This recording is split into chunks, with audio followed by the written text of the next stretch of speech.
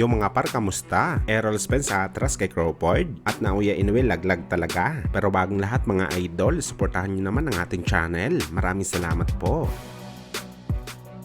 So mga par, matapos nga po lumabas ang report na tuluyan na inactivate ng dating unified champion na si Errol Spence Jr. ang kanyang rematch clause sa laban nito kay Terence Crawford na target gaganapin sa December nitong taong kasalukuyan. At kasabay nito mga idol, nagiling ang kampo ni Spence na kung pwede sa 154 pounds o junior middleweight division gaganapin ang laban dahil tuyot na nga si Errol Spence sa welterweight at hindi niya na kaya na manatili sa ganitong timbang. Subalit mukhang magkakaroon nga ng malaking problema si Errol Spence mga idol sa negosasyon nito sa laban kay Terence Crawford dahil ayon sa bagong source mga idol, parang gusto daw ni Crawford na maglaban sila ni Errol Spence sa isang catchweight. At guess what mga idol, sa 148 pounds na timba ang prepared ni Crawford, 1 libra lamang ang pagitan sa welterweight division. Sa madaling salita mga idol, ganun pa rin. At dagdag pa sa mga kondisyonis ni Crawford mga idol, may rehydration clause pa ito na ibibigay kay Errol Spence na 10 pounds lamang ang pwedeng idagdag nito sa kanyang timbang sa mismong fight night. Well, parang identical nga ang kondisyonis ni Crawford sa ginawa ni Tank Davis dati sa laban nito kay Ryan Garcia, kung saan mga idol 1 libra din ang binigay ni Davis kay Bagito na sa timbang sa 135 pounds lightweight naging 136 pounds at rehydration clause na 10 pounds din. So sa madaling salita mga idol,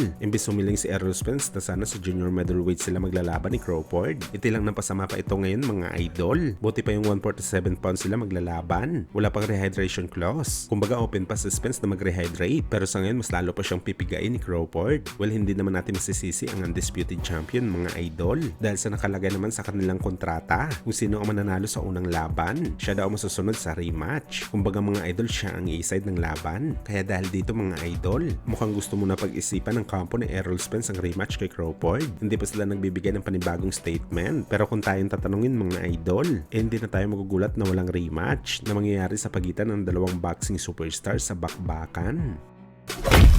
Sa kabilang banda naman mga idol, Golden Boy Oscar De La Hoya natanong kung sino ba daw ang karapat-dapat sa pound for pound king sa boxing sports ngayon, kung saan mga idol prangkang sinabi ni Oscar na walang ibang magiging hari ngayon sa boxing kundi si Terence Crawford. Siya dapat talaga dahil sa na-achieve nito at sa kalidad ng kinalaban nito sa bakbakan. Hindi naman nabanggit ni Golden Boy mga idol ang pangalan ni Naoya Inoue, pero parang sinabi niya na rin mga idol na hindi pwede si Inoue dahil wala namang ibang kaagaw si Crawford kundi ang Japanese monster lamang. Dahil nga road to become 2 division undisputed na rin si Inoue at 4 division world champion na ito ngayon at si Crawford 3 division pa lamang, kung saan nagpapahiwatig lang talaga ito na sa ngayon kahit manalo man si Inoue kay Tapales at maging 2-time undisputed, mananatili pa rin siya sa number 2. Malayo ito mga idol sa panahon ni Pacquiao na sa time na pinag-aagawan nila ni Mayweather ang corona, palaging nakukuha ng Pinoy ang number 1 na pwesto dahil sa impressive na panalo nito kalaban ng mga bigati na pangalan sa bakbakan.